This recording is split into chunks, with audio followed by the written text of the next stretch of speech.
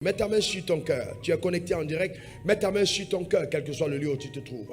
Père, au nom suprême de Jésus, je veux te rendre grâce pour ta présence. Merci, ô Dieu, pour ta parole et la puissance que ta parole contient, la lumière qu'elle apporte, éternel, la force qu'elle dégage, la guérison, éternel, le Dieu qu'elle manifeste. C'est pourquoi, au nom suprême de Jésus, je prie que toute personne connectée à cet hôtel, en ce moment précis, qui écoute le son de ma voix, à cette personne soit accordée la capacité d'entendre et de comprendre. Saint-Esprit, accorde la révélation et l'illumination à chaque personne qui écoute la parole, afin que Dieu, par ta puissance, les paradigmes mentaux changent, les chaînes de l'oppression intérieure tombent, les barrières internes soient renversées, au nom suprême de Jésus, afin que nous puissions aller à la conquête des choses qui nous sont réservées par notre alliance et vivre sur terre servant au dessein, arrêté par celui qui est le maître d'œuvre, le chef-d'œuvre et le maître d'ouvrage de cette création sublime.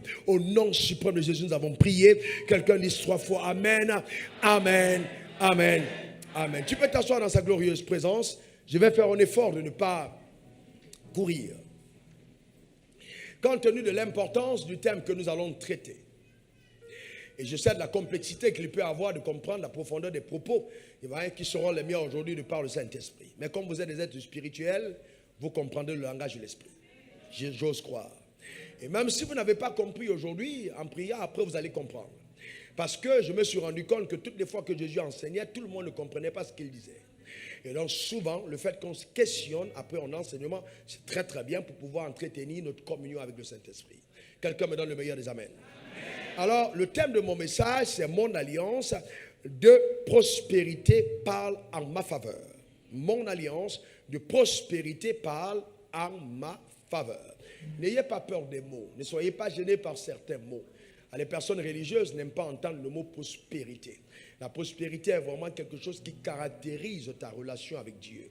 Et la prospérité ne se limite pas qu'à l'argent. Tu verras les belles facettes de la prospérité dans cet enseignement et tu comprendras pourquoi tu dois être prospère. Donne-moi le meilleur des amens. En tous les cas, Osée 4, verset 6, il est écrit « Mon peuple est détruit ». Dieu dit « mon peuple ». Il n'a pas dit le peuple d'en face. Il n'a pas dit les sorciers. Il n'a pas dit les occultistes. Il dit « mon peuple ». C'est-à-dire ceux qui sont en alliance avec lui est détruit. Ils sont détruits parce qu'ils manquent la connaissance. Ça veut dire que l'ignorance est déjà la porte ouverte à la captivité et à la destruction. Quelqu'un qui est ignorant est un candidat valide à la destruction. Donc l'ignorance t'expose à être détruit. Dis, je ne serai pas détruit. Encore, je ne serai pas détruit. Et il dit, puisque tu as rejeté la connaissance, je te rejetterai. Et tu seras dépouillé de mon sacerdoce, puisque tu as oublié la loi de ton Dieu. J'oublierai aussi tes enfants. Quand il parle ici de mon peuple, il parle d'un peuple qui a une alliance avec lui. Il parle du peuple d'Israël. Donc, être ignorant sera toujours un sérieux désavantage. Eh bien, un sérieux, je dis bien très sérieux désavantage. C'est pourquoi c'est bien souvent d'être très enthousiaste, d'être effervescent, d'être bouillant, de crier, de sauter. Mais après tout ça, il faut toujours aller à la quête de la connaissance. Un culte qui est simplement spectaculaire, sans être instructif, n'est pas un culte qui t'apporte quelque chose, une valeur ajoutée à ta destinée. Il faut aller à la connaissance. C'est très important. L'ignorance fera plus de ravages que le VIH et le cancer réunis. Amen. C'est très bon. L'avantage au moins, c'est que l'ignorance est curable par la connaissance. C'est-à-dire, on peut soigner l'ignorance par la connaissance. Pas par la prière, pas par l'imposition des mains, mais par la connaissance. C'est très important. J'ose croire que cet enseignement va justement t'apporter une connaissance nouvelle pour te permettre de passer à un autre palier de ta vie, parce que c'est ce que Dieu veut que tu fasses. Progresse au nom suprême de Jésus. Donne-moi le meilleur des amens. C'est prophétique. C'est prophétique. Vous voyez, le drame, c'est que nous sommes des enfants de Dieu. Nous allons à l'église. Mais beaucoup d'entre nous sont ignorants de la vie spirituelle ou de la spiritualité. Nous ne sommes pas, vous voyez, on jeûne, on prie, on donne les offrandes, on se sanctifie, on ne vole pas, on ne ment pas, mais on est ignorant justement de la vie spirituelle ou de la spiritualité. Donc la spiritualité, ce n'est pas un ensemble de rituels. Comme certaines personnes pensent, non. Eh bien, je vais plus loin. Je peux ne pas voler, je peux ne pas mentir, je peux ne pas commettre d'adultère, je peux ne pas être, etc. Mais ne pas être spirituel. Mais qu'est-ce que c'est donc être spirituel? Être spirituel, c'est être un homme qui accorde la même valeur aux choses que Dieu. Un homme qui accorde la même valeur aux choses que Dieu. C'est-à-dire, quand Dieu regarde les plantes, Dieu a un regard sur les plantes. Si je suis spirituel, je devrais avoir le même regard sur les plantes que Dieu. Quand Dieu regarde la mer et la verdure tout autour, il accorde une valeur à la verdure que je devrais aussi avoir. Le même regard que lui sur la verdure. C'est là où je deviens spirituel. La spiritualité n'est donc pas l'adhésion à une religion. Mais c'est l'élévation à la dimension de Dieu. Pour commencer à comprendre Dieu comme il est et fonctionner comme il fonctionne. C'est ça la spiritualité.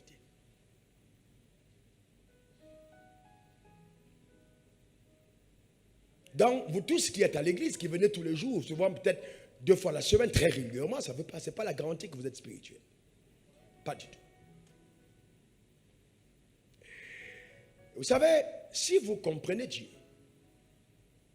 vous serez en harmonie avec vous-même et avec Dieu. Et vous allez collaborer justement avec Dieu et avec tout ce que Dieu a créé. Lisant la Bible, prêtez attention, quand Dieu a béni l'homme, il avait déjà béni les animaux avant l'homme. Donc l'être humain n'est pas la seule création qui a reçu la bénédiction de Dieu. Maintenant, suivez ceci. Tout ce que Dieu a créé de physique cache une réalité spirituelle. Tout ce que Dieu a créé de physique cache une réalité spirituelle. Par exemple, quand vous voyez la mer, on voit une grande étendue d'eau. Mais derrière la mer se cache une réalité spirituelle. Quand vous voyez les plantes, on voit de la verdure, mais derrière les plantes se cache une réalité spirituelle. C'est pourquoi, avec certaines plantes, on peut acquérir la santé physique. Derrière les arbres, derrière l'argent, oui, l'argent, derrière l'argent, les billets de banque même, se cache une réalité spirituelle. Donc un homme spirituel doit être à même de voir au-delà de ce que les yeux humains voient.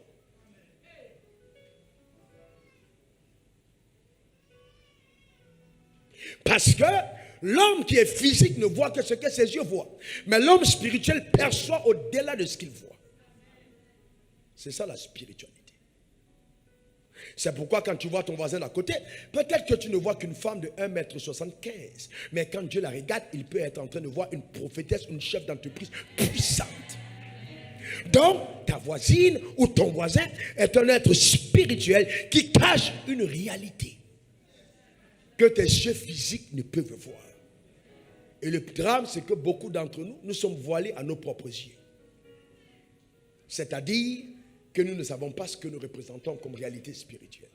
Et ça, c'est dangereux. Vous savez, le problème, c'est que beaucoup de croyants, par exemple, face aux sorciers, les sorciers sont tellement conscients de leur puissance, ils savent que quand ils manipulent ça, telle chose se passe. Mais nous, les croyants, nous prions beaucoup, mais nous ne connaissons pas la spiritualité. C'est pour ça que beaucoup de personnes reculent devant la sorcellerie, parce qu'ils ne savent pas ce que c'est la spiritualité. Je vous donne des illustrations pour que vous puissiez comprendre. La terre s'est ouverte pour avaler les hommes. Nombre 16, verset 32. La terre ouvrit sa bouche. La terre ouvrit sa bouche. C'est Dieu qui dit. La terre a ouvert sa bouche et les a engloutis. Est-ce que vous savez que la terre sur laquelle nous marchons a une bouche et que la terre peut avaler des personnes? Vous voyez, avaler. Et donc les gens mystiques le connaissent et souvent ils parlent à la terre pour que la terre t'avale. Mais je suis en train de dire à la terre, ferme ta bouche. Tu n'as rien à voir avec quelqu'un qui m'écoute en ce moment et qui dit Amen. Donne-moi le meilleur des Amen. Vous voyez, même les arbres, quand Jésus a parlé, ont écouté le langage de Jésus. Que personne ne demande de tes fruits. Les oreilles des arbres ont entendu, ils ont obéi et ils ont séché jusqu'aux racines. Et ce qui est dramatique, c'est que tout le temps, on te demande de lire la Bible. Et tu prends la Bible, tu la lis. Mais est-ce que tu sais que derrière la Bible se cache une réalité spirituelle? Quand on demande aux croyants, c'est quoi la Bible? La Bible est la parole de Dieu. La Bible est la parole de Dieu. Mes frères, je vous pose une question. Si l'homme devait fonctionner avec la Bible, Adam devait avoir une Bible.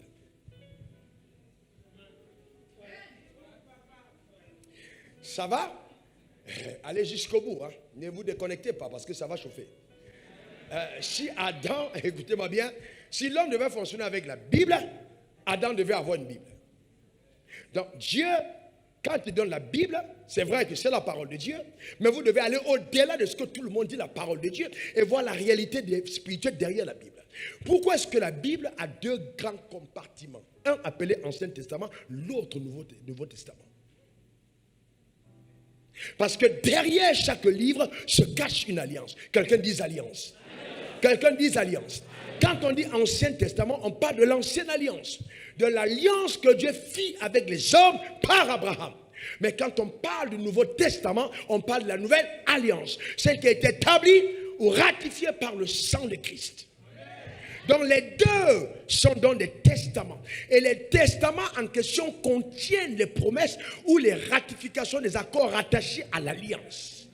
Parce que l'alliance est un contrat. Quelqu'un dit contrat. Allons-y plus loin et attaquons des mots mystiques. Quelqu'un dit pacte. Quelqu'un dit encore pacte. Vous voyez, quand on dit pacte, vous avez souvent tendance à croire qu'on ne pactise qu'avec le diable. En fait, l'auteur du pacte, c'est Dieu. Et celui qui contrefait les pactes, c'est Satan.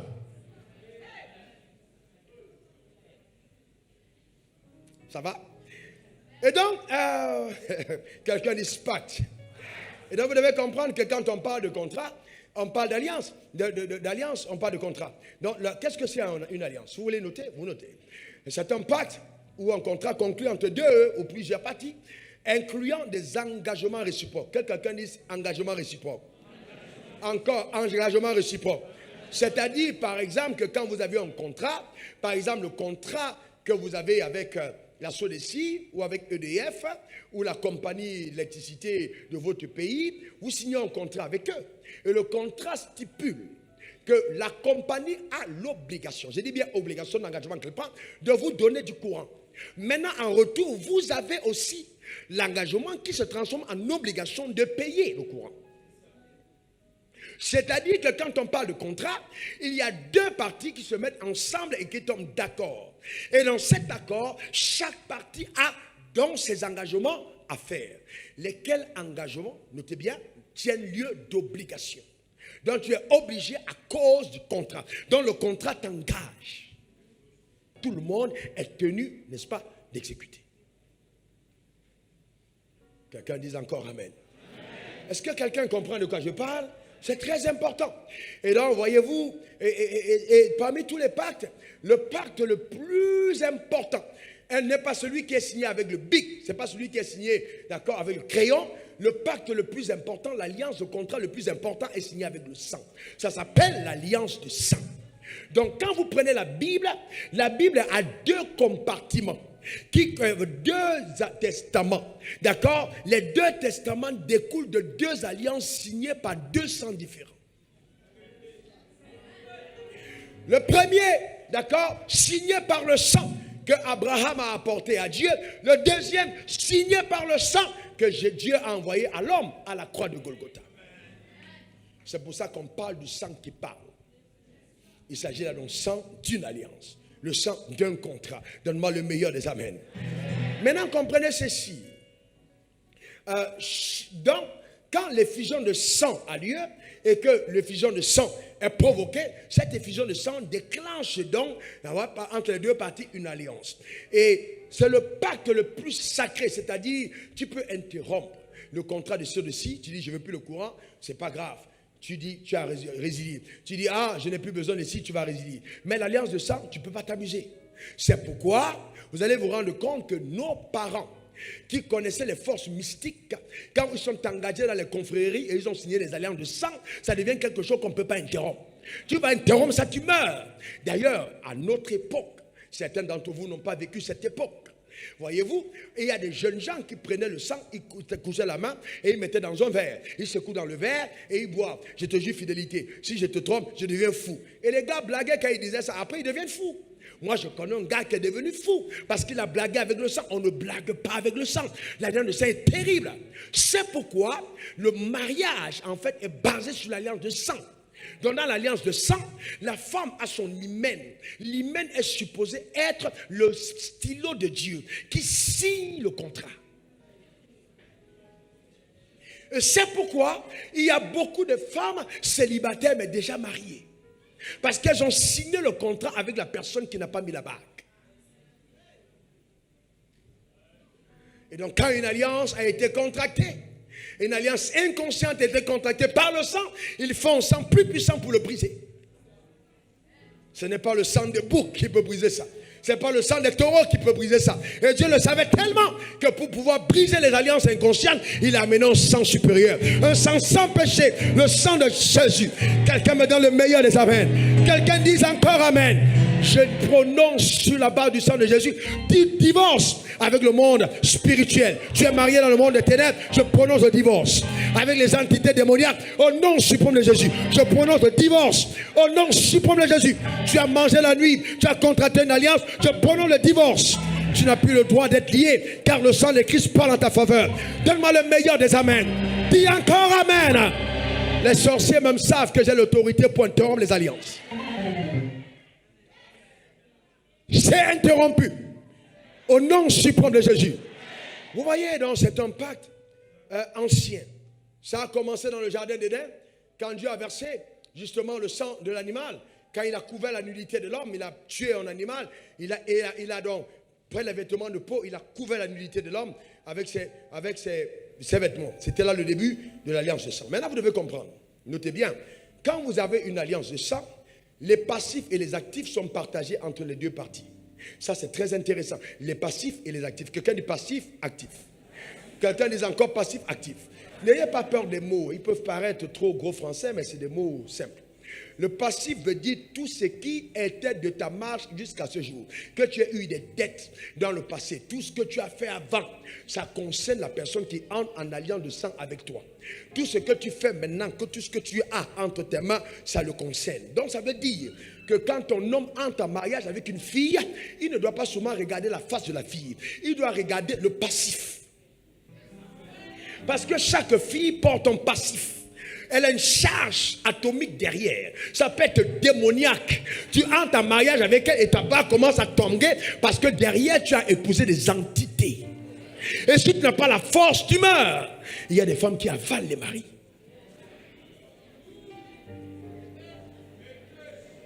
Donc il faut faire. C'est pour ça que quand on voulait se marier, on demande de qui cet homme est le fils. Pourquoi on veut savoir quelle est la charge derrière. C'est pas seulement demander le père, c'est pour savoir les liens. Ma fille va aller en mariage chez qui? Qui est le gars? Voyez-vous? Dans le passif et les actifs. Maintenant, les actifs, c'est que vous partagez tout ensemble. L'alliance de sang met tout en commun. C'est-à-dire, tu as 1 milliard. Tu épouses une femme qui a 50 milliards. Comme si, bien que ce soit très rare, les 51 milliards, c'est pour les deux couples. Mais pas au terme de la foi. Ici, c'est pas rare.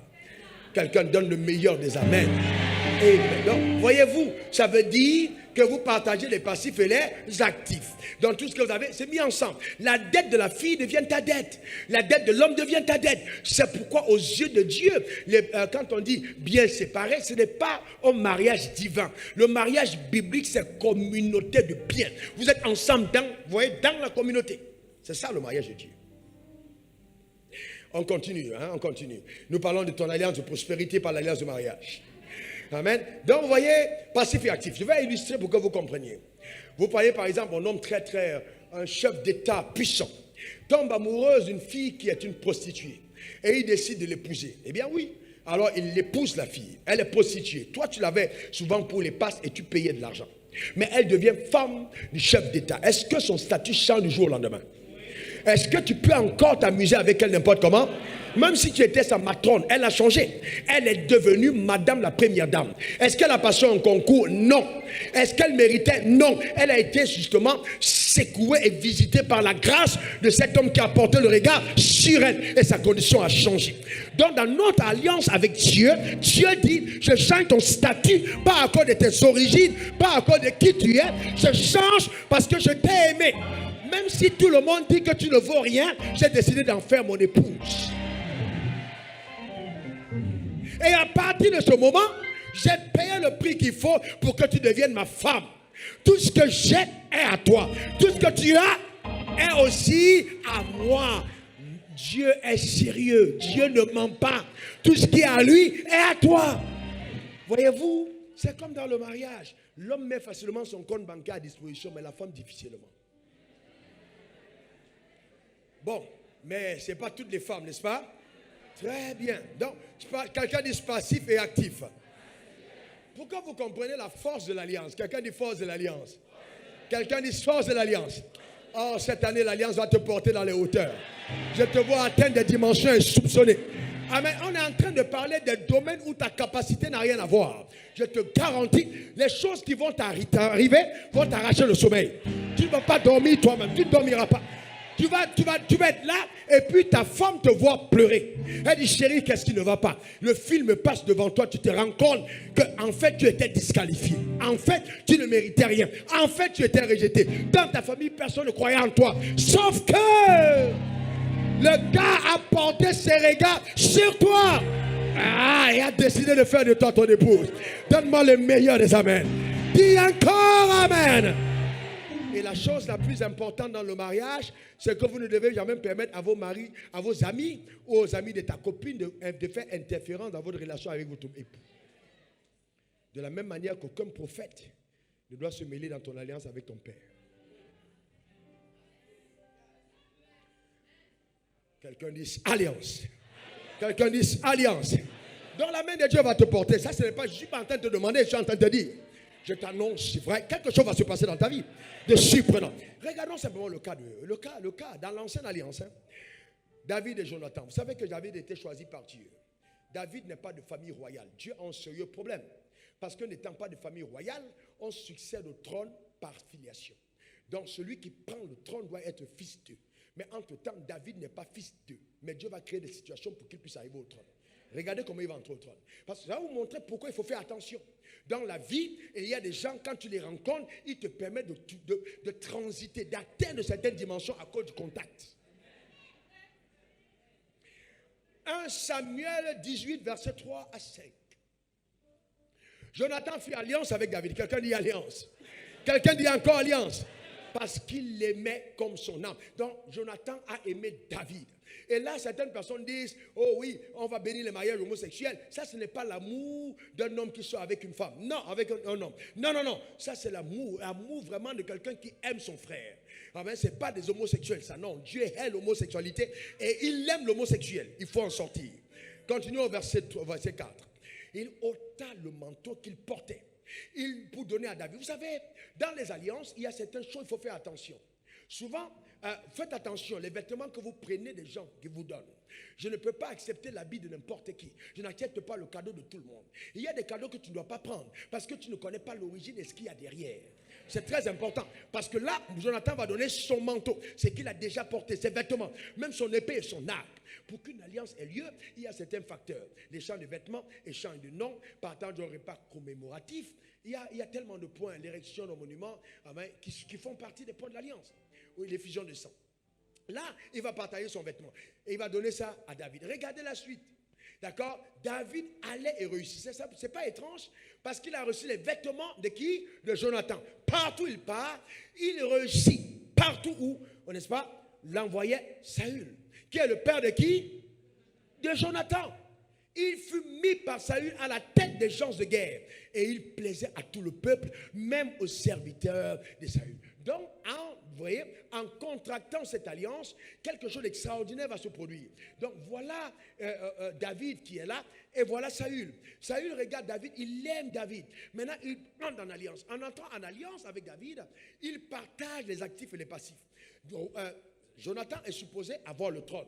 Et là, donc, David, lui, ne peut pas avoir le trône. Donc, il entre en alliance. Maintenant, le trône qui est réservé à Jonathan va basculer et va aller du côté de David. Donc, David va prendre la place de Jonathan par l'alliance.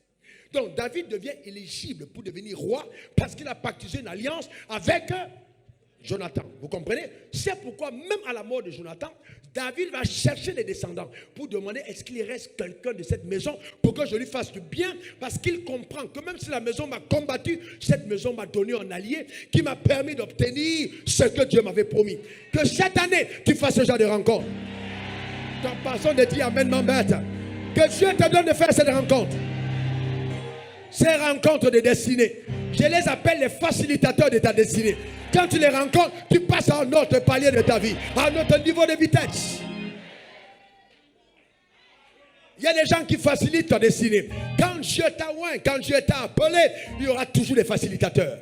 Et le diable va tout faire pour te déconnecter des facilitateurs. Parce qu'il sait que l'alliance avec cette personne va t'amener à un autre niveau. Donc c'est par l'alliance que la royauté a été transférée de Jonathan à David. C'est beau ça. C'est beau ça. C'est extraordinaire. C'est juste extraordinaire. Jusqu'où Jonathan a aimé David. Voyez-vous, que Dieu vous donne des personnes comme ça. Ah non, non, que Dieu vous donne des personnes comme ça.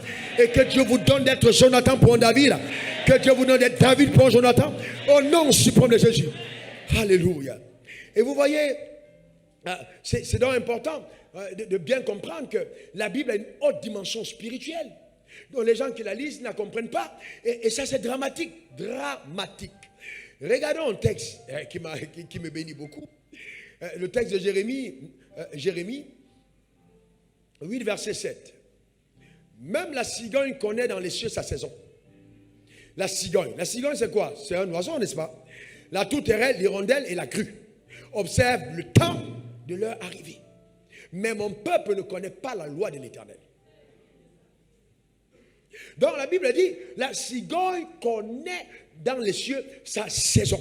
C'est-à-dire, quand elle regarde, elle sait que c'est la saison des cigognes.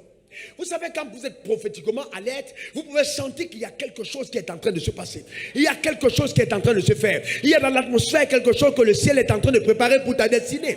Et tu ne peux pas passer à côté de cette saison. Tu dois être alerte. Ça s'appelle le temps Kairos, le temps des événements. Le temps où l'opportunité divine commence à galoper vers ta destinée. Le temps où tu ne cherches pas, mais les choses te cherchent. Le temps où tu ne fais pas d'efforts, mais tu fais des efforts autour de toi pour que tu sois heureux. Tu es en train d'entrer dans ce temps-là. Ce temps est en train d'arriver pour toi. Ce temps est là maintenant. Au nom suprême de Jésus, donne-moi le meilleur des amens. Dis encore amen. Frères et sœurs, je suis de ceux qui croient que nous ne pouvons pas simplement croire en nos habiletés naturelles, notre capacité intellectuelle. C'est impossible. Nous devons aller à une autre dimension, la dimension de croire en l'alliance. Cette alliance qui parle en notre faveur, cette alliance qui mobilise le ciel, qui fait trembler la terre, qui fait souffler les vents, qui fait descendre le feu. Cette alliance qui engage la main de Dieu à l'égard d'un homme ou d'une femme. Que cette année, cela soit ta portion. Tu témoigneras de miracles extraordinaires. Je te garantis, le Dieu que nous servons est grand. Ouh, alléluia. Quelqu'un dit encore amen. Quelqu'un me donne le meilleur des amen. C'est en train d'arriver, je te garantis. Dis encore amen. Eh bien oui, Dieu ne te donnera pas simplement ce que tu mérites. Il t'accordera au-delà de tes mérites personnels. Un croyant qui n'a que ce qu'il mérite est pas un croyant. J'ai envie de dire c'est un mécréant. Parce qu'un croyant, c'est plus que ça. C'est une autre dimension. Quelqu'un qui croit en l'existence d'un Dieu surnaturel, qui fait des choses exceptionnelles. Vous savez quoi? Ne tombez pas dans le péché de la propre justice. Et ça, c'est sale et ça sent. Il y a des personnes qui croient que c'est parce que je prie trop, parce que je jeûne trop, parce que je fais si trop. Non. Non. Non, Dieu est trop bon. Il est trop bon pour simplement tenir compte de tes propres aptitudes. Il va plus loin. Il va avec les promesses qu'il a faites. Il va avec l'alliance qu'il a conclue. Et s'il a conclu l'alliance, c'est parce qu'il voulait lui-même volontairement mettre à sa disposition tout ce qu'il avait pour toi. Reçois-le au nom suprême de Jésus. Dis encore amen. Maintenant, regardez ce texte. Il est beau. Job 41, verset 2. De qui suis-je le débiteur? C'est Dieu qui parle. Je le payerai. Sous le ciel, tout m'appartient. Oh, c'est beau les Écritures. Il dit, de qui suis-je le débiteur? Dieu dit, à qui je dois. Est-ce que vous savez qu'il y a dans cette salle des gens à qui Dieu doit? Ah! Il dit, de qui suis-je le débiteur? Pourquoi il le dit? Il dit débiteur parce qu'il se tient sur l'alliance. Il dit, est-ce qu'il y a une promesse que j'ai faite que je n'ai pas tenue? À partir de là, dis-le-moi, parce que le ciel est à moi. Et tout ce qu'il y a sur la terre m'appartient. Je payerai ma dette. Je payerai ma dette. Cette année, le ciel ne te lèvera même pas une seule aiguille. Oh non, ta manière d'être. Je vais retirer ma prophétie sur ta vie. Si tu dis. Je vais retirer ma prophétie. Je dis, le ciel ne te donnera même pas une seule aiguille. Cette année, non. Vous savez, voilà le problème. C'est que les religieux disent, oh, j'aime bien Wafo, mais là, il va loin. Oui, je vais loin. La Bible n'est pas faite pour lui comme on livre. Il y a une dimension spirituelle dans la Bible. J'ai dit, Dieu te doit. Ce n'est pas une affaire de Dieu te doit. Et il payera sa dette. Est-ce que quelqu'un comprend ça? C'est très important. On a une alliance avec Dieu. Et vous voyez, c'est pourquoi, même quand Jésus arrive, beaucoup d'entre vous, voyez, vous ne comprenez pas. Oh, vous lisez la Bible, mais vous la lisez comme un roman. Oh oui, on vient prendre le repas d'alliance. Oh oui, il prit ensuite une coupe, et après avoir rendu grâce, il a donné en disant, buvez-en tous, ceci est mon sang, le sang de l'alliance. Vous lisez sang de l'alliance, mais vous lisez quoi? On lit sang de l'alliance. On dit quoi? Sang de l'alliance, sang du contrat, sang du pacte. Hey! Sang du pacte. Ouh, alléluia. Qui est répandu pour plusieurs, pour la rémission des. Ça veut dire que la rémission enlève donc toute possibilité et toute alternative pour le ciel de trouver une raison valable de ne pas accomplir la promesse.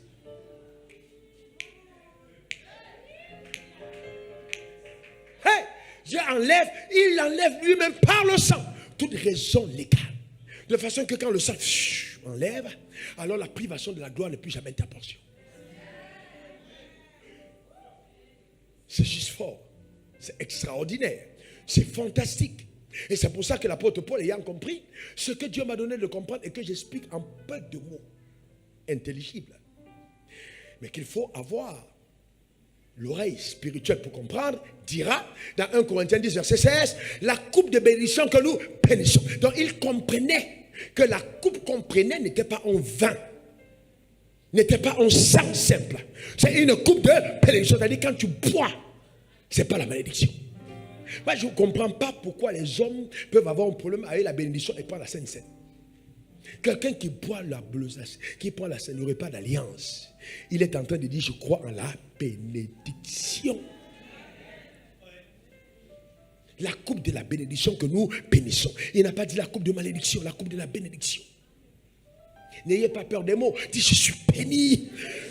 Dis-le encore, je suis béni. Alléluia. Donc Dieu est un Dieu fidèle à l'alliance. Il est tellement fidèle. Regardez dans Jérémie 33, verset 25. Ainsi parle l'Éternel.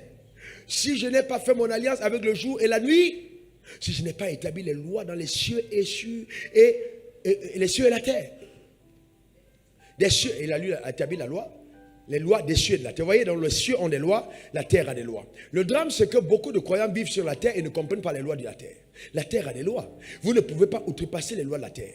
La prière ne change pas les lois de la terre. Le jeûne ne change pas les lois de la terre. Non, elle vous donne de coopérer avec les lois de la terre. Tant que vous n'avez pas compris les lois de la terre, vous n'êtes pas spirituel. La terre a ses lois.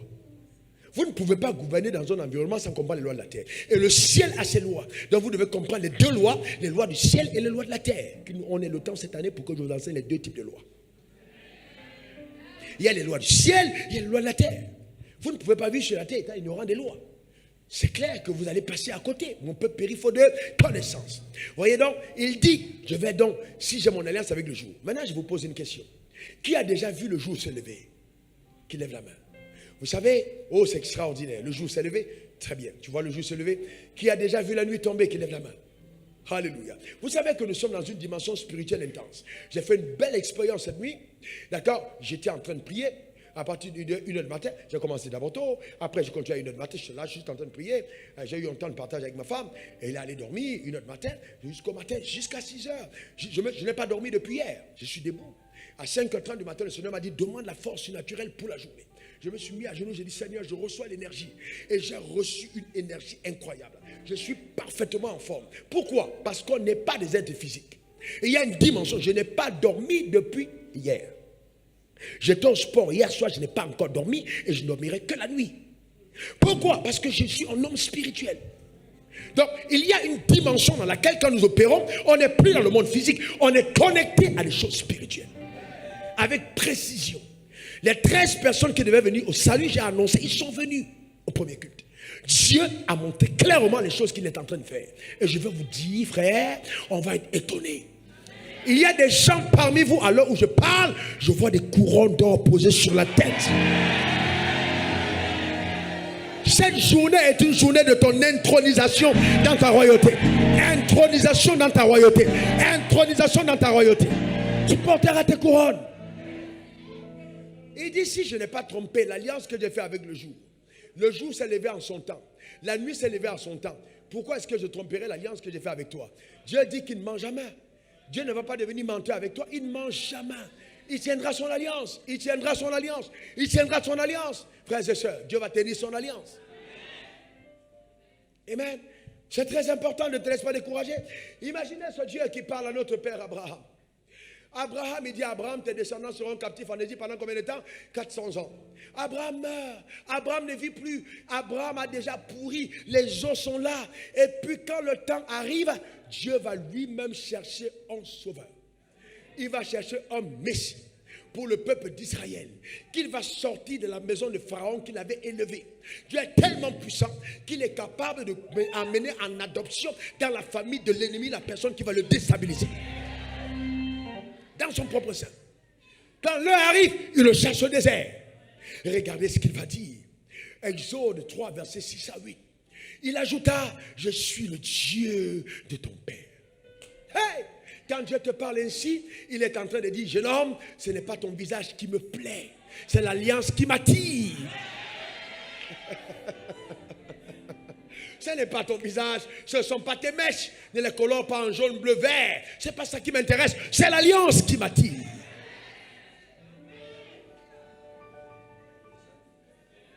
Je suis le Dieu de ton père. Comme pour dire que même si tu n'en avais pas, ton père m'a condamné à te rendre visite. Hey! Le Dieu d'Abraham, le Dieu d'Isaac, le Dieu de Jacob. Vous savez, c'est dramatique. Quand on ne comprend pas bien la Bible, normalement il devait dire le Dieu de tes pères. Parce qu'ici 3 noms. Mais il dit ton père. Parce que l'alliance a été contractée par un. Et les autres n'ont été que bénéficiaires de la transmission de cette alliance. Donc quand il parle, il dit ton père. Parce qu'en fait, même si c'est Jacob ton père c'est Abraham. Parce que tout s'est passé à partir de Abraham. Je suis le Dieu de ton père. La suite. L'Éternel dit, j'ai vu la souffrance de mon peuple. Est-ce que vous pouvez imaginer comment c'est beau? Le gars sont dans la boue, tac, tac, tac, tac, tac, il tape. Et puis dans le ciel, Dieu regarde, il dit c'est mon peuple. Hey! Dans la boue, Dieu dit c'est mon peuple. Tu es en train de faire ton petit commerce au bord de la route. Tu es jamais en train, Dieu dit c'est mon peuple. Tu es dans le Warren, Dieu dit c'est mon peuple. Tu es en train de te battre, tu es en train de demander, Dieu dit c'est mon peuple. Il te laisse parce qu'il y a une saison où Dieu laisse. Quand il te laisse, ce n'est pas qu'il t'a abandonné. Il est en train de constituer le CV qui te donne la capacité d'être candidat au miracle. Parce que, tu n'as pas compris. Parce que si tu n'as pas un CV adéquat, le miracle ne peut pas être pour toi. Il faut que tu aies été poussé dans les extrêmes pour que Dieu te récupère et crée une embellie qui te qualifie. Ah non, c'est ton partage, c'est ta portion, c'est ton miracle.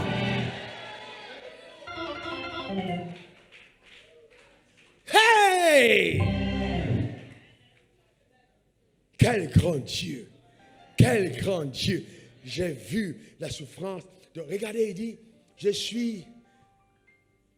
vu les cris. J'ai entendu les cris que le font pousser ses oppresseurs. Souvent, tu penses que Dieu n'entend pas, il attend. Je connais ses douleurs.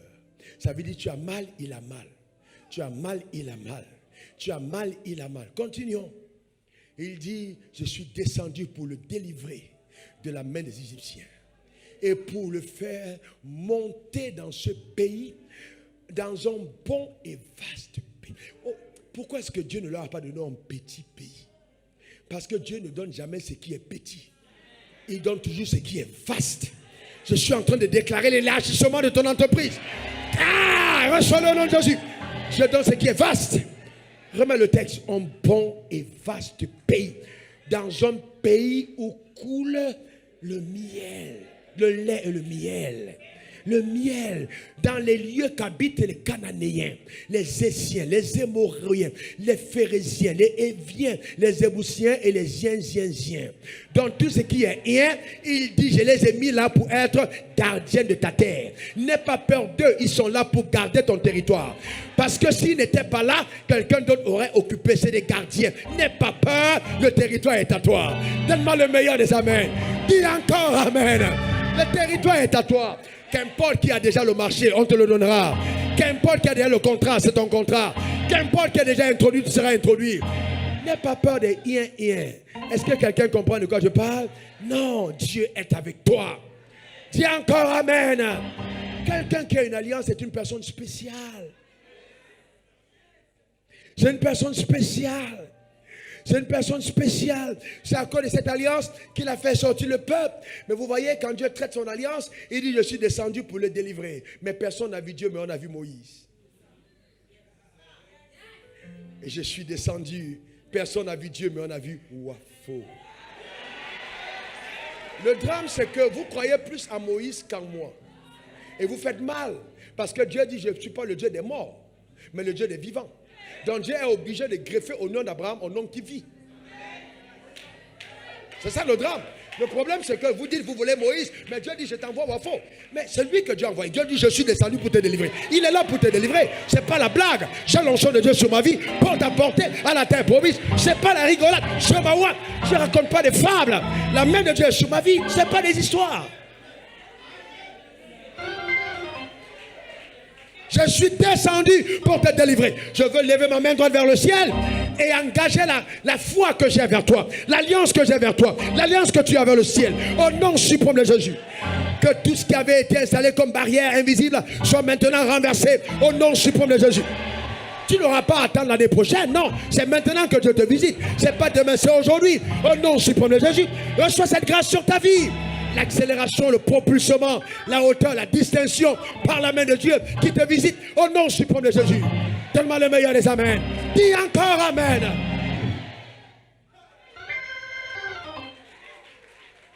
Vous voyez, quand vous voyez l'expression dans la Bible, d'accord, le Dieu de ton père, il évoque l'alliance.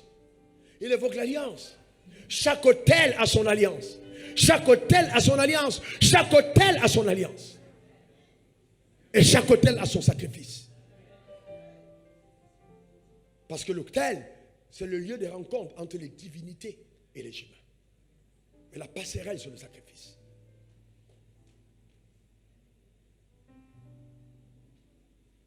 Vous voyez donc, chaque alliance est scellée par un sacrifice. Abraham a déposé sur l'autel qui? Isaac. Dieu a déposé sur l'autel qui? Jésus. Vous ne pouvez pas, j'ai dit, vous ne pouvez pas parler d'alliance sans sacrifice. D'ailleurs, vous voulez que je vous enseigne des choses encore plus profondes? Levez la main si vous n'êtes pas encore rassasié. Alors, laissez-moi vous dire ceci. Vous savez, la Bible dit dans Genèse 22, verset 1, Dieu mit Abraham à l'épreuve en ces mots. Dieu mit Abraham à l'épreuve. Genèse 22, 1. Dieu mit, après ces choses, Dieu mit Abraham à l'épreuve en ces mots. Et lui dit, d'accord? Il dit, il a mis Abraham à l'épreuve. Je vous pose une question. Pourquoi Dieu a éprouvé Abraham? Vous savez, beaucoup de personnes, vous savez que Dieu ne prouve pas les gens qui n'ont pas une alliance avec lui. Dieu ne prouve que les alliés. Dieu ne va pas aller chercher les incirconcis pour les éprouver. Il n'a rien à faire avec eux. Pourquoi il éprouve Abraham? Parce qu'il y a une alliance de sang. Et dans l'alliance de sang, Dieu dit tout ce qui est à moi est à Abraham. Et Abraham dit tout ce qui est à moi est à Dieu. Pourquoi Dieu va chercher Abraham chez Terach? Parce que Terach est adorateur d'idoles et a commencé à faire des alliances sataniques. Il ne pouvait pas chercher quelqu'un qui ne comprend pas les alliances. Le problème, c'est que Dieu voulait quelqu'un de spirituel et non chrétien. Il y a beaucoup de chrétiens qui ne comprennent pas la spiritualité, mais ils comprennent la vie de l'église. Ce n'est pas la vie spirituelle. Parce que s'il avait dit à un chrétien, apporte-moi un génisse de 3 ans, une tourterelle de 3 ans, le chrétien allait dire c'est la sorcellerie. Mais Abraham comprenait que quand Dieu parle de ça, ça veut dire qu'il est sérieux. Il cherche quelqu'un de spirituel. Quand il dit à Abraham, donne-moi ton fils, Abraham comprend que Dieu est en train de demander dans l'alliance. Il dit, ce qui est à toi et à moi, ce qui est à moi et à toi. Donc Dieu dit, je vais voir si c'est vrai. Donne-moi donc ton fils. Donc il le met à l'épreuve parce qu'il y a une alliance. S'il n'y avait pas d'alliance, il n'aurait pas demandé. Dieu ne demande pas, Dieu n'a pas besoin d'argent de ceux qui ne sont pas avec lui. C'est pour ça qu'il a d'abord besoin d'être en alliance avec toi pour prendre ton argent. Parce qu'en fait, ce n'est pas l'argent qu'il cherche, c'est le cœur qu'il cherche. C'est la fidélité à l'alliance qu'il cherche. Ce n'est pas l'argent. Il ne fait pas des courses, il n'achète rien au supermarché. Il ne prend pas l'avion, il n'a pas de jet privé. Il ne porte pas de costume, il est esprit. Donc chaque fois qu'il demande quelque chose sur l'autel, il ne veut pas prendre. En fait, il cherche une passerelle pour introduire ce qu'il te réserve. Abraham prend son fils. Abraham prend son fils, ce n'est pas sa fille, son fils. Et il marche un jour. Le troisième jour, son fils se dit, papa, mais on va où? Tu m'as enseigné que Dieu, là, on l'adore avant un sacrifice. Mais c'est quoi? Voici le bois, voici le feu, mais où est l'agneau du... Et là, Dieu n'a rien dit à Abraham. Abraham regarde son fils. Pendant qu'il marche le premier jour, Abraham réfléchit. Pendant qu'il marche le deuxième jour, Abraham réfléchit. Et Abraham s'est dit, mais Dieu m'a dit qu'Isaac sera ta postérité. Donc si Dieu le prend, mais ce Dieu-là qui m'a donné un fils à 100 ans, souvent Dieu fait retarder les choses pour vous amener à apprécier sa puissance. Il dit, à 100 ans, ce gars est capable encore de me donner, ce Dieu-là, il peut faire des choses incroyables pour moi. Non, je crois que même s'il meurt, je vais le retrouver par la résurrection. Qu'est-ce que Abraham est en train de faire? Il introduit dans l'univers la résurrection. Beaucoup de personnes pensent que la résurrection est venue de Dieu. Non, elle est venue d'Abraham. C'est Abraham qui a introduit, qui a permis à la résurrection d'être valide dans l'univers. Parce que s'il n'avait pas introduit ça, Dieu n'aurait pas eu d'opportunité pour ressusciter son fils. Donc en prenant son fils, premier jour, quand il quitte la maison, il est déjà mort dans son cœur. Il va dans le lieu, il a déjà donné. Le troisième jour, le fils veut ne pas partir. Abraham dit, c'est déjà scellé. Quand il a eu sur la montagne, il dit, hey, maintenant mettez le verset 15. Genèse 22, verset 15, s'il vous plaît. Et l'ange de l'Éternel appela une seconde fois Abraham des cieux. Et il dit, je le jure par moi-même, parole de l'Éternel, parce que tu as fait cela et que tu n'as pas refusé ton fils en unique. D'accord? Je te bénirai et je multiplierai ta postérité comme les étoiles du ciel et comme le sable qui est sur le bord de la mer. Et ta postérité possédera les portes de ses ennemis. Toutes les nations. Il dit bien toutes les nations. Il n'a pas dit Israël. Il dit quoi? Toutes les nations. Dieu n'a jamais dit à Abraham que ce sera Israël. Il a dit toutes les nations de la terre seront bénies en ta postérité. Parce que toi, tu as obéi à ma voix. Il dit, tout toi Abraham, prends maintenant ce bélier et puis immole-le. Là, Dieu considère qu'il a déjà pris d'Abraham le fils d'Abraham. Donc il est obligé d'envoyer son propre fils pour Abraham.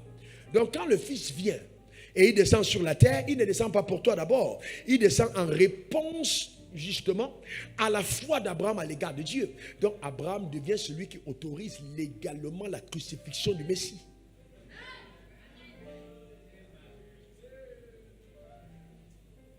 C'est pour ça que j'ai dit qu'il y a des choses qu'on comprend après. Hein? D'accord? Il autorise l'entrée légale du Messie sur terre. Et c'est pourquoi, regardez ce que la Bible dit. Vous voyez? C'est incroyable. C'est incroyable. Voyez? Donc, vous voyez, si Abraham avait refusé, Hébreux 8:9 nous dit, car ils n'ont pas persévéré dans mon alliance, et moi aussi, je ne suis pas soucié d'eux, dit le Seigneur. Donc, si tu ne persévères pas dans la part à faire, si tu ne fais pas ce qui est à toi, Dieu aussi ne fera pas ce qui est à lui. Le drame, c'est que beaucoup de croyants ont une alliance, mais ne respectent pas leur part. Dieu n'est-il pas fidèle? Est-ce que Dieu n'est pas fidèle? Est-ce que tout ce qui est à Dieu est à toi? Oui. Mais maintenant, je te pose une question sincère. Est-ce que tout ce qui est à toi est à Dieu? C'est pas sûr. C'est pas trop sûr. C'est pas trop sûr. Dieu dit tout ce qui est à moi est à toi. Mais est-ce que tout ce qui est à toi est à Dieu? Le problème n'est jamais de côté de Dieu. C'est de notre côté. Quand ça ne marche pas, c'est nous. Parce qu'on ne veut pas remplir notre part de contrat. On veut les choses de Dieu, mais on n'est pas prêt à remplir la part de notre contrat. Es-tu prêt? Es-tu prêt? Cette année, aller à un autre niveau en disant, Dieu, je veux remplir la part de mon contrat avec toi. Regardez ce que la Bible va dire dans Hébreux 6, verset 17 à 18. C'est pourquoi Dieu voulant montrer avec plus d'évidence aux héritiers de la promesse l'immuabilité de sa résolution, intervint par un serment. Afin que par deux choses immuables, c'est-à-dire quoi, la promesse et le serment, dans lesquels il est impossible que Dieu mente. En d'autres termes, quand Dieu te fait une promesse, il ne ment jamais. Nous trouvions un puissant encouragement, nous dont le seul refuge ou mérite a été de saisir l'espérance qui nous a été proposée. D'accord? Il est impossible que Dieu mente. Alors ma question est la suivante. Est-ce que l'alliance d'Abraham est une alliance puissante? Quelqu'un me répond. Est-ce qu'elle est puissante? Elle est très puissante. C'est pour ça qu'aujourd'hui on dit, Galates 3, verset 7, reconnaissez ceux qui ont la foi sont les fils d'Abraham. Maintenant je vous pose une deuxième question. Est-ce que l'alliance d'Abraham avec Dieu a empêché Isaac d'avoir une alliance? Non. Est-ce que cette alliance a empêché Jacob d'avoir une alliance? Non. Est-ce que cette alliance a empêché Salomon d'avoir une alliance? Non. C'est pourquoi, même si l'alliance existe, il est important d'avoir justement une alliance personnelle dans l'alliance. Et comme j'ai dit, l'alliance est contractée par un sacrifice. Ou alors provoquée par un vœu. Jacob dit, puis si tu me bénis, oh, je t'apporterai le 10e de tout ce que tu me donnes. Il provoque la visitation divine. Il comprend que pour que l'alliance soit déclenchée, il est fondamental que lui-même mette en marche la loi du s'aimer et du récolter. Vous ne pouvez pas posséder les choses de la prospérité sans avoir compris la puissance de cette loi. Impossible. Impossible. L'alliance de la prospérité répond à la loi du s'aimer et du récolter. Ou alors même la loi du sacrifice simplement.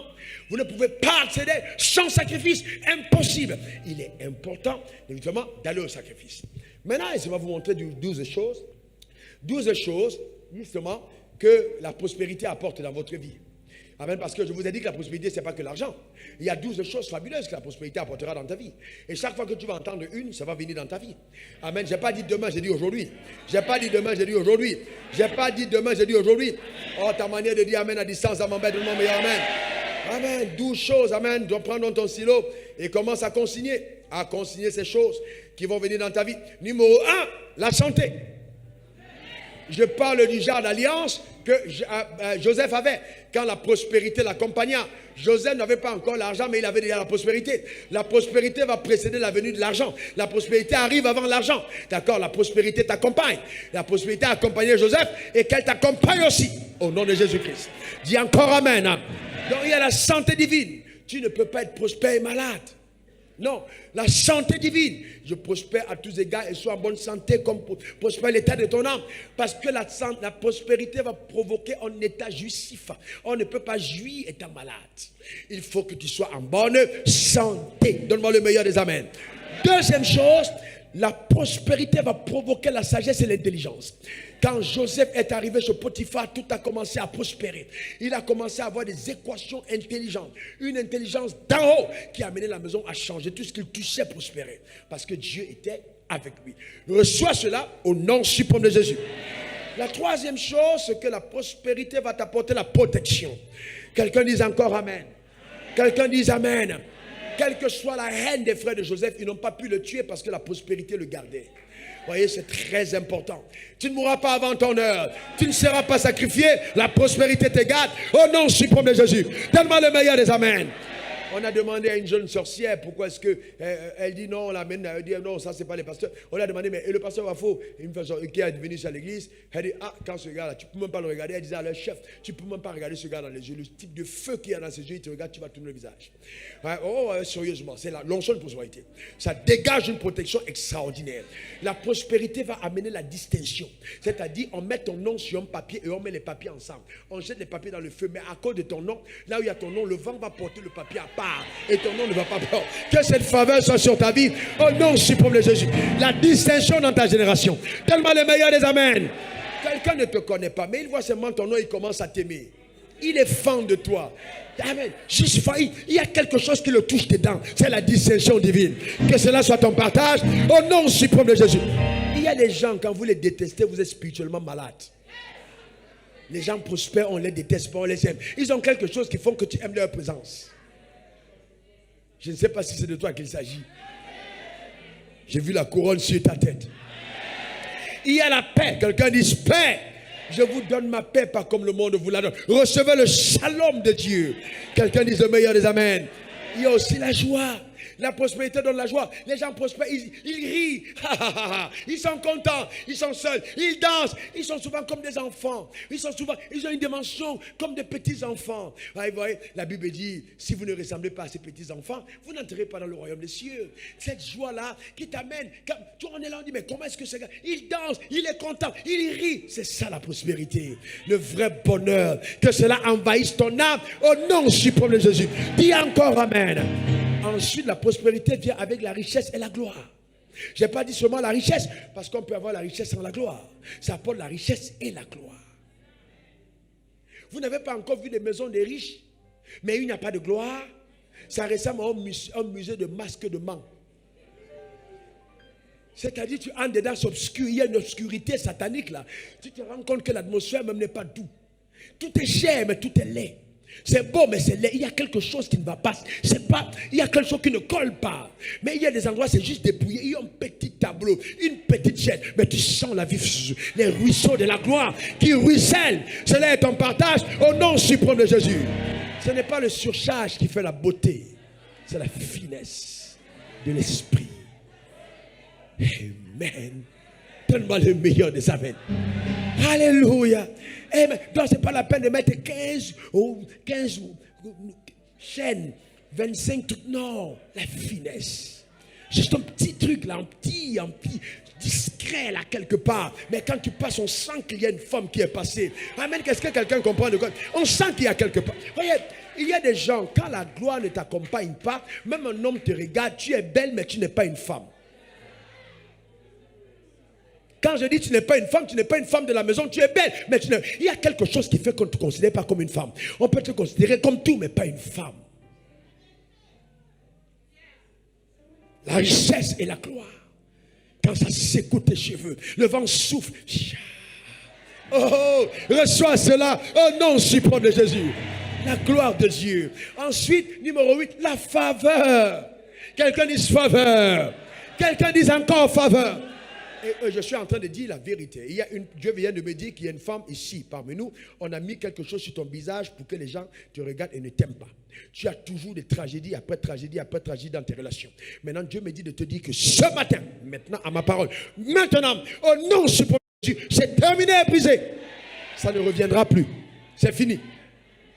Ton visage, je vois de l'eau pure versée sur ton visage pour ôter ce masque, ce voile satanique. Au nom suprême de Jésus. Donc, vous voyez, ensuite la faveur, ouh, la faveur, elle est belle, la faveur. La faveur, c'est quoi? Quand tu arrives devant une porte, la faveur joue un peu le rôle d'aimant. Tu n'as plus l'effort de venir toi-même mettre la serrure et les clés. Vous savez, les gens qui n'ont pas la faveur vont utiliser des clés, beaucoup de trousseaux de clés. Les gens de faveur ont le magnétisme. Ils viennent devant la porte, tac, tac, tac, tac, tac, ça passe. La porte obéit parce que la porte doit venir. Je suis en train de dire que la porte qui est ouverte devant toi va s'ouvrir. Encore les portes. Et tu entres dans le couloir de ta destinée. Au nom suprême de Jésus. C'est ça ton partage. Donne-moi le meilleur des amens. C'est ça ton héritage. Dis encore amen. La faveur. La faveur vaut mieux que l'argent. La faveur te donnera les choses que l'argent ne peut pas donner. La faveur, que la faveur t'accompagne. Que la faveur soit ta portion. Que la faveur soit ton partage. Que la faveur soit ton héritage. Qu'elle soit avant toi, qu'elle soit avec toi, qu'elle soit à côté de toi. Sur ta maison, sur tes enfants, sur tes affaires, sur tout ce qui est à toi. La faveur divine, au nom suprême de Jésus. Dis encore amen. Oh, reçois là, c'est ton partage. Ensuite, parce que la prospérité fait quelque chose de terrible, c'est qu'elle attire l'adversité. Mais on est au point numéro 9. Elle va te donner la victoire sur tes ennemis. Parce que quand tu as l'onction de prospérité, tu as beaucoup d'ennemis, mais tu es toujours victorieux.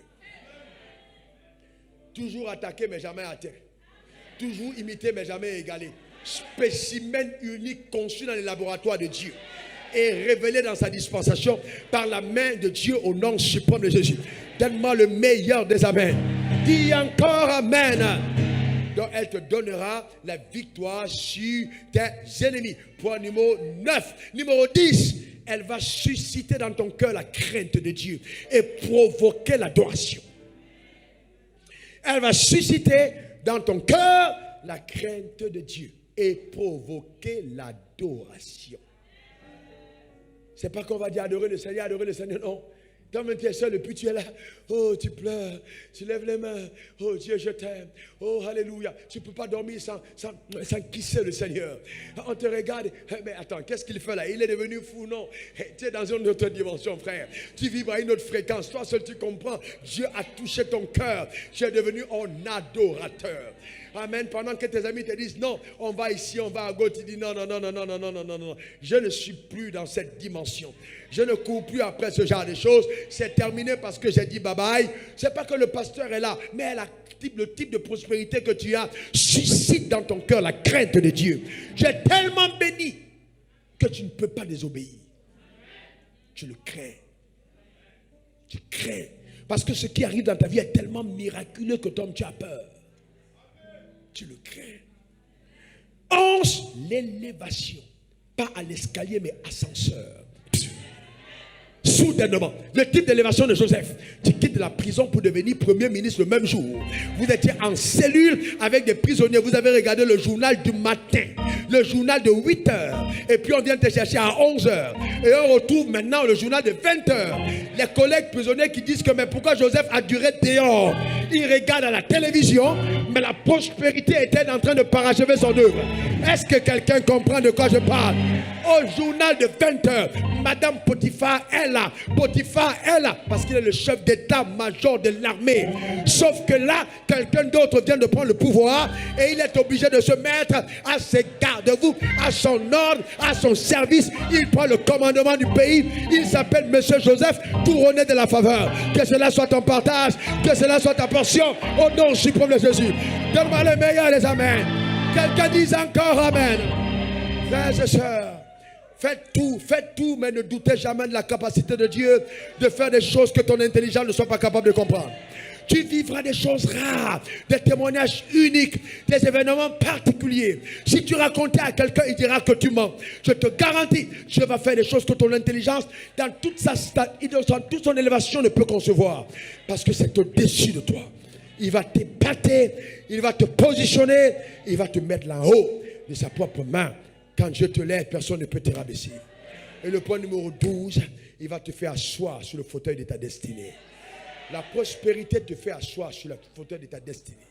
La prospérité te conduit jusqu'au siège, jusqu'au trône. Ton trône, le trône de ta destinée, tu es assis. Est-ce que quelqu'un comprend? Écoute-moi bien, il y a des zones de transit où tu prends des bancs, où tu as peut-être des chaises, mais ce n'est pas ton trône. Il ne faut pas attacher tes fesses, excuse-moi le terme, sur ces bancs parce qu'il y a un trône qui t'attend.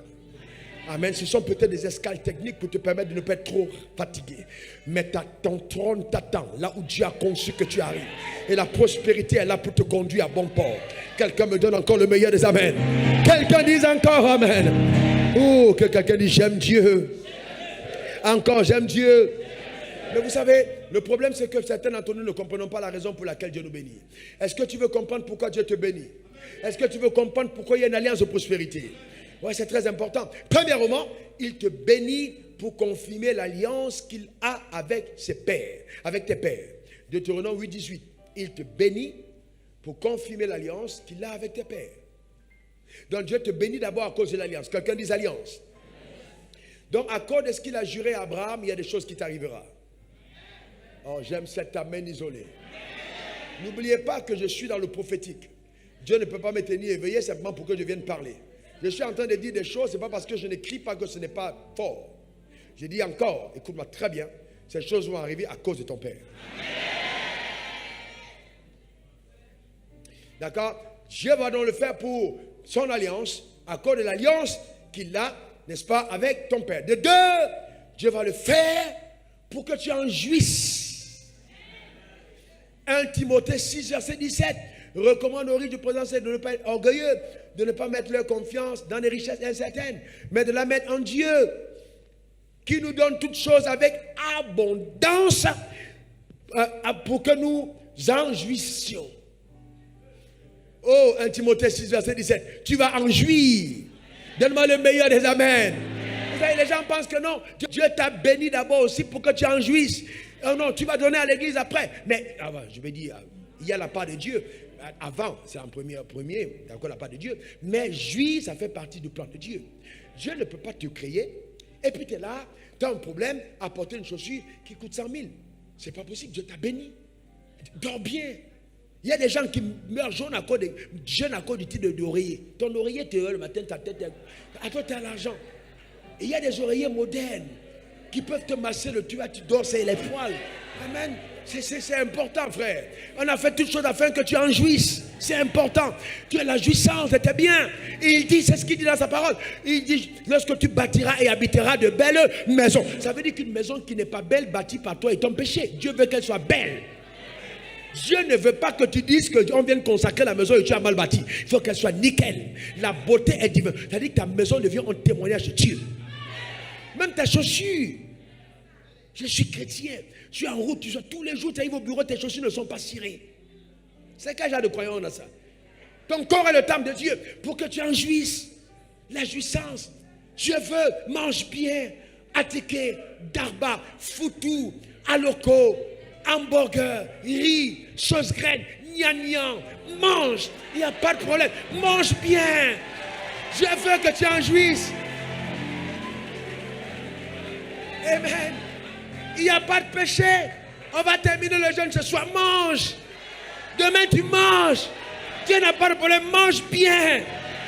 Amen. Ne sois pas avare jusque dans ton plat. Tu coupes les morceaux de viande, c'est petit comme ça. Mange bien. Mange. D'accord? Il faut manger. Il n'y a pas de problème à ça.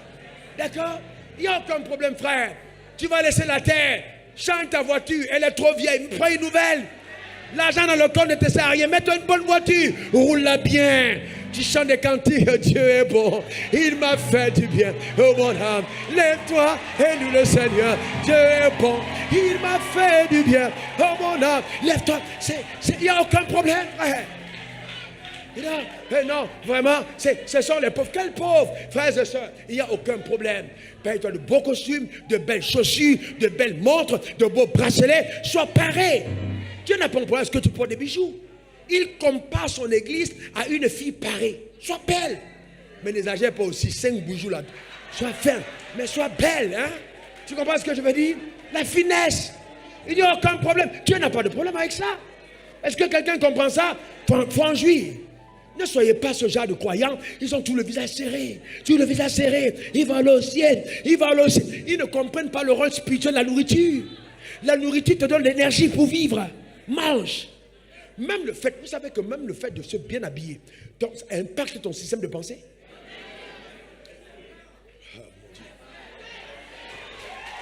Non, je suis sérieux. Vous, la manière de t'habiller, fais l'expérience un jour, porte un jean, tu mets un t-shirt, tu mets des baskets, tu marches sur 100 mètres ou 200 mètres, tu reviens, tu remets en costume, tu remarches. L'atmosphère change. La Bible dit même Salomon dans toute sa gloire n'a pas été vêtu comme l'un d'eux. Ça veut dire qu'il y a des habits que te dictent la gloire. Et les habits que te dictent la pauvreté. Donc maintenant, si tu attires la gloire et que tu vas t'habiller comme un pauvre, tu retardes l'avènement. C'est pour ça que quand Joseph devait sortir de la prison, il a changé de vêtements. Parce qu'il y a les vêtements des prisonniers et les vêtements des premiers ministres. Que la gloire, la prospérité t'amène à une autre dimension. Au nom suprême de Jésus. Pour que tu en jouisses. Il faut jouir, frère. Dieu n'a pas envie de prendre tout ton argent à l'église. C'est les pasteurs qui veulent ton argent à l'église. Dieu n'a pas demandé ça. Il demande une partie, pas tout. Scolarise ses enfants dans les bonnes écoles. Prends de belles vacances. Fais avec ta femme. Baladez-vous. Mettez vos bords de la mer. Marchez dans les parcs. Amusez-vous. Il n'y a aucun problème. Faites du shopping. Dépensez un peu de cash pour vous-même. Ce n'est pas un péché. C'est biblique. Faites-le. C'est ce que Dieu veut.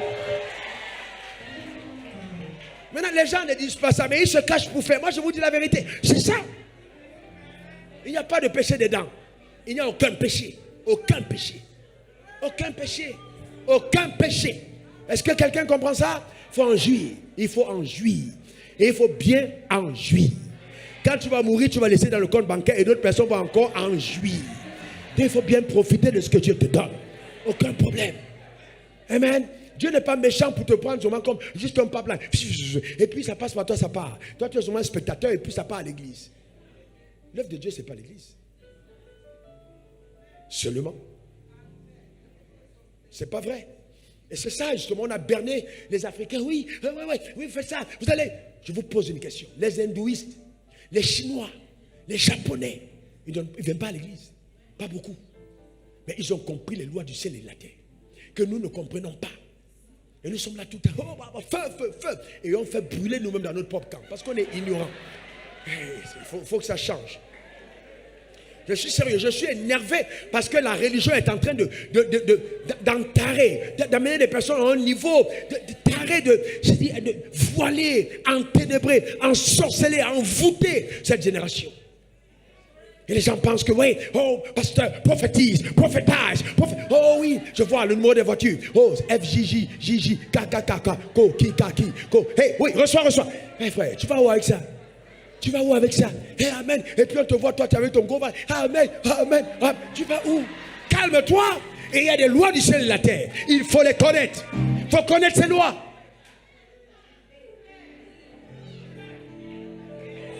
Voyez-vous? C'est important, frère. Très important. Sérieux. Vous savez, je ne suis pas dans cet évangile pour me faire des amis. Si tu as donné ta vie comme moi à 23 ans et qu'à 25 ans, 25 ans, tu es dans le ministère.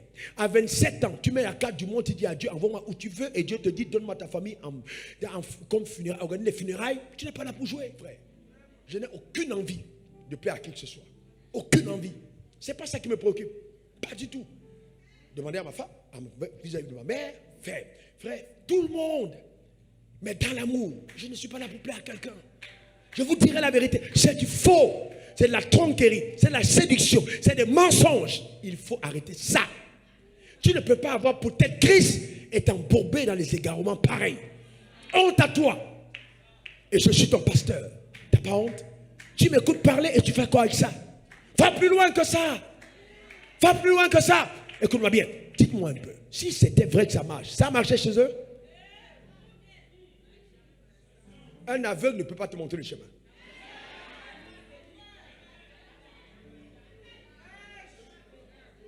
Il faut faire attention, frère. Il faut faire attention.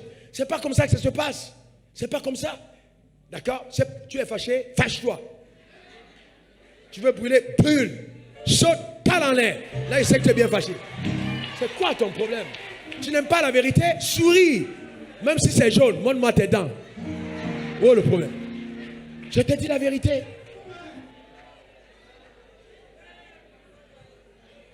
Troisième chose, établis son règne.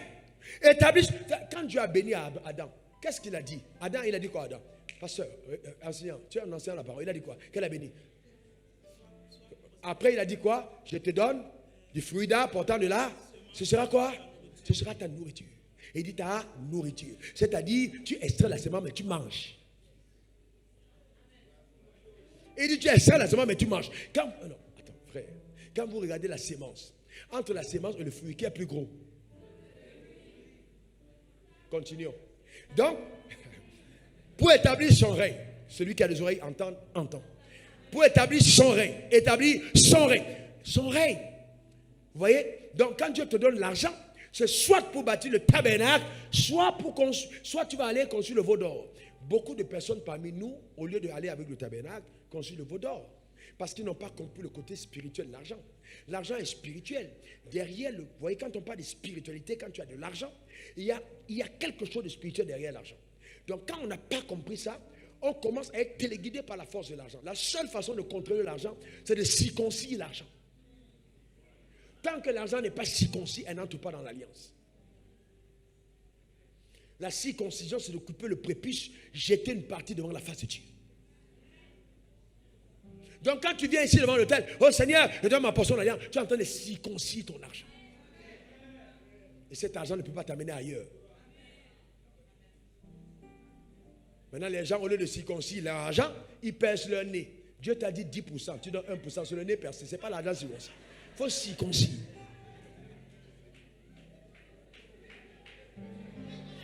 Ah, voilà, tu as vu, ils cachent leur nez. Tu as vu, ils ont commencé à avoir des réactions là.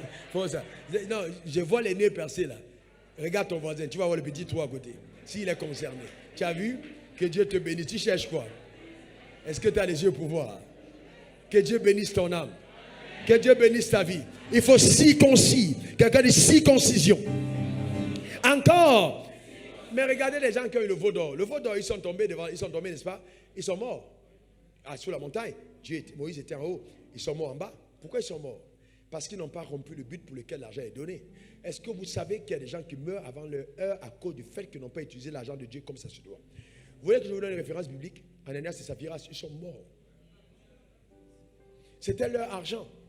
Mais comme il y avait un besoin de l'évangile et que Dieu avait certainement parlé à leur cœur pour qu'ils le fassent, ils sont venus en disant, j'ai fait ce que Dieu a demandé. Ils ont menti, ils ont été tués. Il faut faire attention. Quand l'argent de Dieu transite entre tes mains, ne joue pas avec. Ça peut abréger tes jours. Beaucoup de croyants ne comprennent pas ça. Il faut faire attention avec l'argent. C'est ça qu'il faut beaucoup prier et écouter Dieu quand il te parle. Ensuite, le quatrième point, et le dernier, l'argent t'est donné pour que tu démontres l'amour. Dis démontrer l'amour. Encore, démontrer l'amour. Mais l'amour en question, ce n'est pas vis-à-vis des frères en Christ seulement. Le drame de l'église, c'est que nous voulons démontrer l'amour seulement à nos frères. Mais Dieu veut qu'on démontre l'amour à notre prochain. Ton voisin n'a pas d'argent pour aller à l'école. Mais toi, tu peux scolariser ton voisin. Oh, j'ai déjà donné, il m'a dit, mais ce n'est pas suffisant. Tu as encore de l'argent, tu peux aider ton voisin à aller à l'école. Oh non, il est musulman, mais puis quoi? C'est ton prochain. Tu ne sais pas si par ton départ, le soutien que tu vas apporter au voisin, la personne va être à même d'aller plus loin dans la vie. Et puis même peut-être toute la famille va être convertie par ton geste. Et même si elle n'est pas convertie, tu auras servi. La Bible dit on est la lumière du monde, on n'est pas la lumière de l'église. Mais du monde, vous comprenez? Ça veut dire qu'au-delà de ça, on peut aller dans les prisons, dans les hôpitaux, dans les orphelinats, et même les gens à côté. Dans cette église, maintenant le problème c'est quoi? C'est que le social qu'on a dans notre génération est un social média. Et le social média est condamné par la Bible. C'est-à-dire, je donne pour me faire voir. Et il y a des gens dans cette église que nous scolarisons, à qui nous donnons les scolarités élevées, 700 000, 900 000, 800 000, 500 000, elle est là, et puis on paie les scolarités. Mais on m'a souvent dit, mais j'ai dit non, nous faisons une aide. Je n'ai pas envie qu'on colle sur leur visage, aidé par l'église, je n'ai pas besoin. Donc les personnes viennent anodines, personne ne doit savoir qu'on les aide, mais elles sont là, on les aide. Mais ce n'est pas parce que les gens disent, mais vous ne faites pas qu'on va être... Non, je ne suis pas tenté de pouvoir qui que ce soit. Vous ne pouvez jamais voir quelqu'un qui désobéit au roi de Dieu et il est béni. Cette église est richement bénie. On ne vibre pas aux fréquences du SMIC ivoirien. Pas possible. On a dépassé depuis. On n'est pas au SMIC ivoirien. On est monté, on a dépassé la France, on a dépassé la Grande-Bretagne, on est monté plus haut. On est à la fréquence du SMIC du ciel. Ta manière de dire amen m'embête. Quelqu'un dise encore amen. C'est ça notre partage.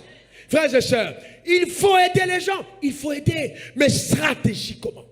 Parce que le don de libéralité est aussi un très grand piège et peut être la base de ta chute quand tu n'as pas su discerner. C'est pour ça que ça demande beaucoup de maturité. Cette année, je vais vous enseigner certains d'entre vous qui est appelé à ça, à ce don-là. Quand vous n'avez pas compris, ça, vous allez avoir des problèmes. D'accord? Et donc, c'est clair. Voilà, vous avez compris tout. Donc, je peux m'arrêter là. Je sais qu'il y a une question. Pasteur, mais pourquoi ça ne marche pas? Mais pasteur, tu as dit tout ça, mais pourquoi ça ne marche pas? À cause de ton cœur. Ton cœur est noir. Je vous dis la vérité, ton cœur est noir. La Bible dit heureux ceux qui ont le cœur pur, car ils verront Dieu. Le problème, c'est que la Bible n'a pas dit heureux les chrétiens qui ont le cœur pur. On dit heureux ceux. Donc ça veut dire que même si le musulman, même si le païen et l'athée a le cœur pur, il va voir Dieu. Vous êtes trop mauvais, certains d'entre vous, trop mauvais. Les murmures, les calomnies, la jalousie, les ragots, ça va te tuer. C'est dans ton cœur. Quand les anges viennent avec, ils disent jamais, jamais, cette femme elle est mauvaise. Toujours en train de murmurer et critiquer. Heureux ceux qui ont le cœur pur. Quand ton cœur est pur, même si tu vas adorer les fétiches, Jésus va venir te chercher. Vous savez que quand vous avez fait ça, quand votre cœur est pur et que vous aimez Dieu, même quand vous êtes dans l'erreur, Dieu vous cherche.